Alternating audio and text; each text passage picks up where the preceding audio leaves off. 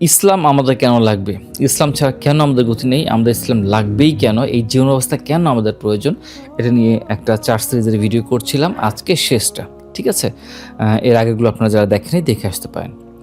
দেখেন, শেষের বিষয় যেটা, আমাদের ইসলাম ছাড়া লাগবে আরও অনেক কারণ আছে। জাস্ট আমি 4টা কারণে সামারাইজ করেছি। এছাড়া আরও প্রচুর প্রচুর কারণ আছে ইসলাম কেন আমাদের প্রয়োজন। আমাদের সব থেকে বড় শত্রুকে বলতে পারেন আপনারা কেউ? তার নাম হচ্ছে ইবলিস। ইবলিসের বিষয়ে বিস্তারিত ইনশাল্লাহ নেক্সটে আরও বেশ কিছু ভিডিও আসবে, সেখানে বিস্তারিত আলোচনা হবে তার সূক্ষ্ম বিষয়গুলো নিয়ে। হ্যাঁ, সে কীভাবে সূক্ষ্ম চাল চালতে পারে এগুলো নিয়ে আসবে, ঠিক আছে? যাই হোক, সে আল্লাহর সাথে প্রতিজ্ঞা করেছিল যে সে আমাদের ধোকায় ফেলবে, আমাদের ডান ও বাম দিক থেকে এবং সম্মুখ ও পেছন দিক থেকে সে হামলা করবে। চিন্তা করে দেখেন, ইবলিস হাজার হাজার বছর ধরে বেঁচে আছে। সে আদম আলাইহিসসালামের সময় থেকে আজকে পর্যন্ত আছে। সে মানুষকে ভাই হারে হারে চেনে। মানুষ কীভাবে চিন্তা করে তা সে বুঝতে পারে। তার একটাই মিশন, তার লাইফ টাইমের মিশন, আমাদেরকে ধোঁকা দেওয়া। আপনার জীবনের অনেক বিপদের পেছনে শয়তানের কুচক্রতা কাজ করতেছে, আপনি হয়তো জানেনও না। সিরিয়াসলি ভাই, আপনি হয়তো এটা জানেনও না। আপনি সিম্পল একটা কথা বলি যে আপনার লাইফে অনেক ক্ষতি সে করছে। এরকম হতে পারে যে আপনার লাইফে তৃতীয় ব্যক্তি, চতুর্থ, পঞ্চম কোনো ব্যক্তিকে সে ম্যানুপুলেট করছে, তার অন্তরে আপনার ভিতরে বিষ প্রবেশ করাইছে। এরপর সেই পঞ্চম ব্যক্তিকে দিয়ে চতুর্থ ব্যক্তিকে দিয়ে তৃতীয় ব্যক্তিকে দিয়ে আপনার পরিচিত কাউকে, যে কিনা আপনাকে ভালোবাসত, পছন্দ করত, তার অন্তর আপনার বিরুদ্ধে বিষিয়ে তুলছে। এরকম অনেকভাবে বিভিন্নভাবে বিভিন্ন কিছু সে শয়তান করতেছে। আপনার জীবনের বিপদের অনেক কিছু হাত শয়তান পরোক্ষভাবে আছে। দেখেন, আমরা নিজেদেরকে অনেক আধুনিক ভাবলেও শয়তান আমাদের থেকে বেশি আধুনিক। প্রতিটি ঘরে ঘরে ইবলিস তার ফিতনার জাল বিস্তারিতভাবে প্রচেষ্টা করতেছে এবং বিস্তার করে রাখছে। আল্লাহ তাআলা সুন্দর করে বলছেন, শয়তান তোমাদের শত্রু, অতএব তাকে শত্রু রূপেই গ্রহণ করো। সে তার দলবলকে আহ্বান করে যেন তারা জাহান্নামী হতে পারে। মানে একবার সে যদি আপনাকে তার দলে নিয়ে যায়, তারপর তার নেক্সট কাজ হচ্ছে গিয়ে শয়তান আপনাকে জাহান্নামে নিয়ে যাবে। শয়তানের মূল দায়িত্ব কি? প্রথমে সে আপনাকে তার দলে নিবে, আল্লাহর হুকুমের বিরোধিতা করাবে, আপনাকে তার দলে নিবে, এরপরে সে তার টার্গেট আপনাকে জাহান্নামে ফেলে দিবে। সূরা ফাতিহের 6 নম্বর আয়াতে এই বিষয়টা আছে। আল্লাহ তাআলা আমাদেরকে আদেশ করে দিয়েছেন যে, হে মুমিনগণ, তোমরা ইসলামে পূর্ণরূপে প্রবেশ করো। দেখেন, মুমিনদেরকে বলতেছে, আল্লাহ তাআলা কিন্তু কাফেরকে কথা বলে নাই। কাকে বলতেছে? যে ইসলাম অলরেডি গ্রহণ করছে তাকে বলতেছে। যে ইসলাম যারা মুসলিম তাদেরকে বলতেছে, তোমরা ইসলামে পূর্ণরূপে প্রবেশ করো এবং শয়তানের পদাঙ্কন অনুসরণ করো না। নিশ্চয়ই সে তোমাদের স্পষ্ট পরিষ্কার শত্রু। সূরা আল বাকারার 208 নম্বর আয়াত। ওই আপনি একটুখানি ডাইনে একটুখানি বামে, এই সুযোগ দেওয়া হয়নি। পূর্ণরূপে প্রবেশ করতে বলতেছেন আল্লাহ, স্পষ্ট আল্লাহ তাআলা আদেশ দিতেছেন। আল্লাহ আদেশ দিয়ে বলতেছেন, তোমরা ইসলাম পূর্ণরূপে প্রবেশ করো। মানে আমার মন চাইলো আমি একটু পশ্চিমা সংস্কৃতি নিলাম, একটু আমার সংস্কৃতি নিলাম, এই সুযোগটা নাই। আপনি জব করতেছেন, আপনি একটু ফ্রি মিক্সিং করলাম। আমি বিজনেস করতেছি, আমি একটু হারাম একটু হালাল মিলাইলাম, আমি একটু মেয়েদেরকে আনলাম। ভাই, সম্ভব না। আপনি একটু খাবারে ভেজাল মিশাই দিলেন, আপনি অমুকের সাথে একটু শত্রুতা করলেন, আপনার জমি একটু এখান থেকে একটু কেটে একটু বাড়ায় নিলেন।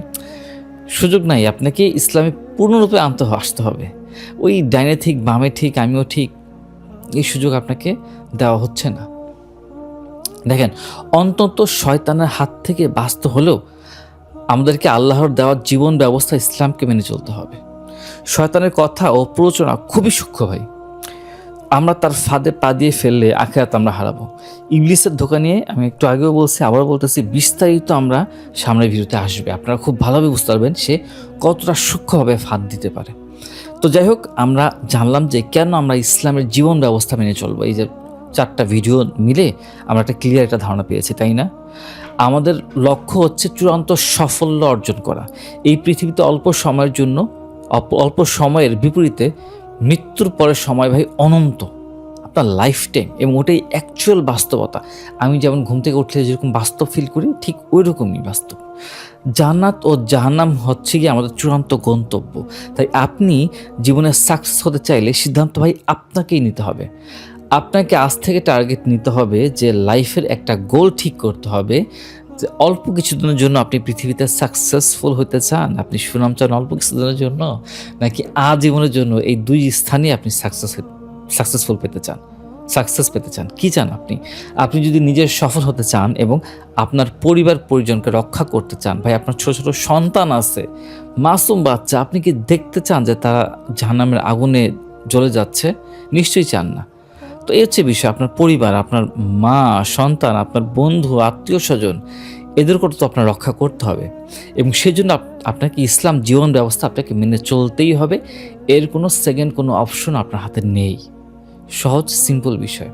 আমি 2টা আয়াত দিয়ে শেষ করতেছি। হ্যাঁ, আল্লাহ তাআলা বলেন, হে কাফিরগণ, আজ তোমরা ওজর পেশ করো না, মানে কোনো এক্সকিউজ দিও না। ভাই কাফিরদেরকে বলছে তোমরা কোনো এক্সকিউজ দিও না, তোমরা যে আমল করতে তার প্রতিফলন তোমাদেরকে দেওয়া হয়েছে। মানে এটা জাহান্নামে তারা যাওয়ার পরে তারা অনেক কিছু করবে, অনেক কষ্ট পাবে, তাদেরকে এটা বলছে তোমরা আর এক্সকিউজ দিও না, তোমাদের এক্সকিউজ এখন আর চলবে না। হ্যাঁ, সূরা আল তাহরিমের 7 নম্বর আয়াতে এটা বলা হয়েছে। মানে তারা জাহান্নামে গিয়েও বলবে যে আমাকে পৃথিবীতে পাঠায় দাও। আল্লাহ তাআলা আরও বলেন, আর তাদের অন্তরে যে ঈর্ষা ছিল, মানে হচ্ছে গিয়ে যারা আমরা জান্নাতি হব, তার মতো সবাই তো আর একদম মানে আমাদের ভাই আমরা তো মানুষ, আমরা দিন শেষে গুনাহ করি, আমাদের কারো হয়তো কিছু ঈর্ষার থেকে যায়, মানে কিছু মানবীয় কিছু বিষয় থাকবে স্বাভাবিক। তো আল্লাহ তাআলা কি বলছেন, আর তাদের অন্তরে যে ঈর্ষা ছিল আমি তা বের করে নিয়েছি ইসলামী জীবন ব্যবস্থা মেনে চলার কারণে। ইসলাম জীবন ব্যবস্থা পরিপূর্ণভাবে মেনে চলার কারণে আল্লাহ তাআলা অনুগ্রহ করছেন। তাদের নিজ দিয়ে নহরসমূহ প্রবাহিত হবে, ঝর্ণা প্রবাহিত হবে, আর তারা বলবে সমস্ত প্রশংসা আল্লাহর, যিনি এর জন্য আমাদেরকে হিদায়াত দিয়েছেন। আর আমরা হিদায়াত পাওয়ার ছিলাম না, আল্লাহ তাআলা দিয়েছেন, আমরা চাইছি। যদি না আল্লাহ আমাদেরকে হিদায়াত দিতেন, অবশ্যই আমার রবের রাসূলগণ সত্য নিয়ে এসেছে, এবং তাদেরকে ডাকা হবে যে এই হলো জান্নাত, তোমরা যা আমল করেছো তার বিনিময়ে তোমাদেরকে এর ওয়ারিশ করা হয়েছে। সুবহানাল্লাহ ভাই, ওয়ারিশ করা হয়েছে। সূরা আল আরাফের 43 নম্বর আয়াত। ওয়ারিশ মানে হচ্ছে গিয়ে আমরা এটা পৈতৃক সূত্রে আমরা জান্নাতের জায়গা পাইছি। আদম আলাইহিস সালাম আমাদের আদি পিতা, মানে এগুলো আমাদের ভাই আমরা ওয়ারিশ জান্নাতের। আমাদের সম্পত্তি ওই জায়গায় আছে ভাই, আমাদের জায়গা জমি আছে অলরেডি ফিক্সড আমাদের নামে, আমাদের প্রত্যেকের নামে আমাদের জমি রেজিস্টার্ড করা আছে জান্নাতে, বাড়ি আছে, বৃক্ষরাজি আছে, অনেক নিয়ামত আছে, এবং জান্নাতের নিয়ামত নিয়ে সামনে অনেক আলোচনা হবে। প্রত্যেকটা জিনিস আমাদের প্রত্যেকের নিজ নিজ নামে করা আছে, আমাদের জাস্ট ওখানে যেতে হবে, বাদ বাকি আমাদের আর এক্সট্রা খরচ লাগবে না। তো এই কারণে আমাদেরকে ইসলাম জীবন ব্যবস্থা লাগবেই লাগবে। আল্লাহ তাআলা আমাদেরকে সাহায্য করুন। আসসালামু আলাইকুম ওয়া রাহমাতুল্লাহি ওয়া বারাকাতুহু।